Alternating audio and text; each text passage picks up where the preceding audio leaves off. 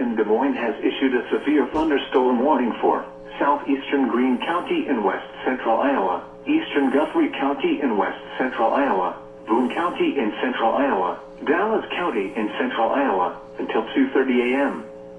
At 1:39 a.m., severe thunderstorms were located along a line extending from near Jefferson to near Stewart, moving northeast at 55 miles per hour. Expected hazards include 60 miles per hour wind gusts and penny-sized hail. This is a radar-indicated threat. At 1:34 a.m., Guthrie County Emergency Management reported 65 miles per hour wind near the intersection of 310th Street and Highway 25. Oh boy. The following impacts are expected. Expect damage to roofs, siding, and trees.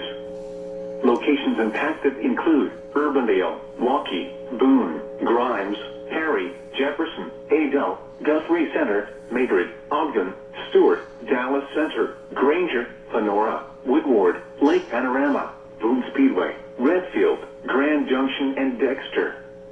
This includes Interstate 80 near mile marker 100.